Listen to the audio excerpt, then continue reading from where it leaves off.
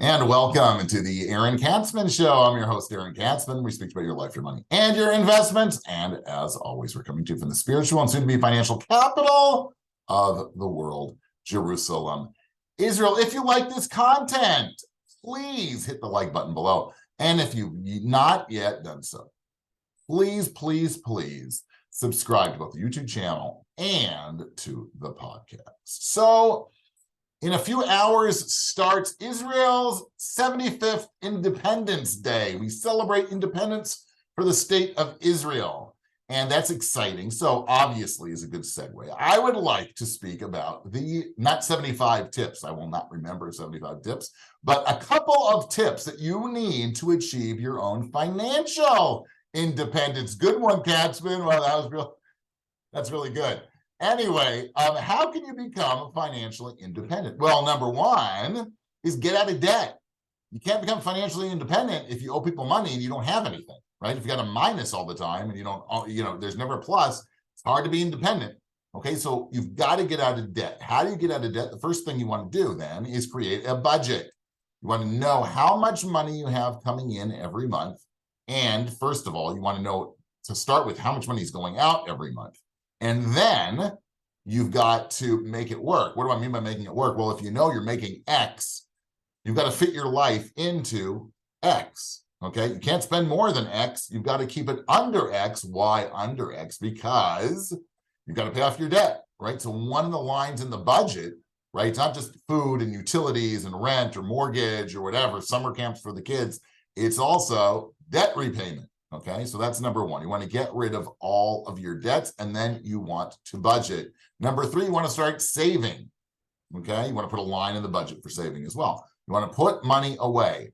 The first thing you want to do is over time create, the sooner the better, what's called an emergency fund, where you have 3 to 6 months of your expenses saved up in case, I don't know, all hell breaks loose, right? You have big dental expenses, your fridge breaks, and your muffler goes on the same day, right? You want to be, and you become unemployed.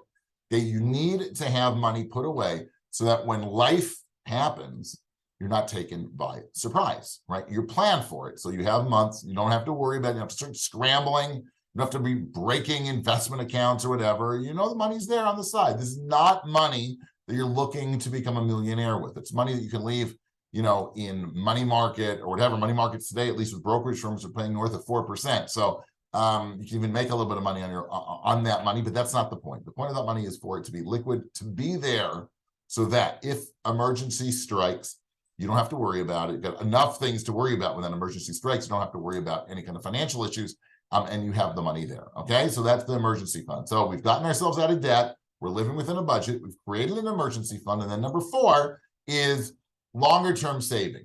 Okay, start putting the money away for the medium to long term. Let that money grow so you can over time have a big nest egg. Now, in parallel, for those of you who have mortgages, who've bought places to live, I sort of recommend saving in parallel. What do I mean by that?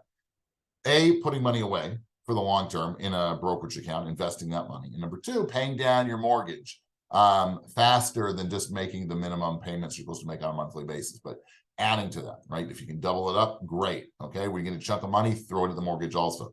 You should be aiming to save, they say to save 10%. If you can save 10% of your salary, you're good to go. I think you can do a little better than that. You can save up to 15 or 20% of your salary. 20 might be pushing it, depends on how much you make, right?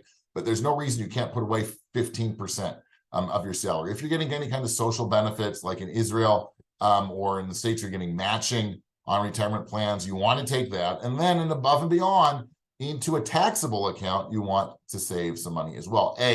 The most important part of that, and a lot of people miss that, right? They say, I'll just, go full jazz on your retirement account, which I'm with, I understand that. But you also want to save some money that you can pull out if you need it, right? As life happens, sometimes the emergency fund doesn't cover everything, or you want to save for a trip or a vacation or a car, right? You're not going to pull that out of your retirement account because you're going to get penalized if you're young. You don't want to necessarily break your emergency fund. So if you have liquid investments as well, it can be in for the medium and long term also. There's nothing wrong with it. But in case you need some more money, it can be parked there as well. But your overall goal is that you're saving for the long term. Okay, so what are our financial independence tips, ladies and gentlemen? We are getting ourselves out of debt. We're living on a budget. We're putting together an emergency fund of 3 to 6 months of your expenses, and we're going to save. We're going to try and save 15, if we can, 20% of our income. We're going to obviously take whatever the employer gives. So if that's kind of matching on a retirement plan, go for it. In addition, we want to put some money away into a taxable account as well, if we have that money. And in parallel, right, you want to pay off your mortgage quicker than the current payment plan. So what would that mean exactly? If you're above 15 or 20% that you're putting away, let's say 15% that you're putting away into savings, anything above and beyond that would go towards the mortgage. I think that's the most prudent way to do that. You're sort of saving on two tracks that way. You're putting money into the market and you're paying down your mortgage, which is great because at the end of the day, once you pay it off, you have no more monthly payments, which is freedom of itself, right? That's a different type of independence, but independence, which is amazing. Okay, so happy birthday, Israel, on Independence Day. And I wish you all your viewers, this is what you got to, these are the tips. This is the way for you to achieve financial independence and have a secure and big nest egg hopefully once you retire. Thanks so much for tuning in. You've been listening and watching to the Aaron Katsman Show. We speak to you about your life, your money, and your investments. Be sure to hit the like button below. And if you've not yet done so, please subscribe to both the YouTube channel and to the podcast. Once again, thanks so much for tuning in, and we'll speak to you soon.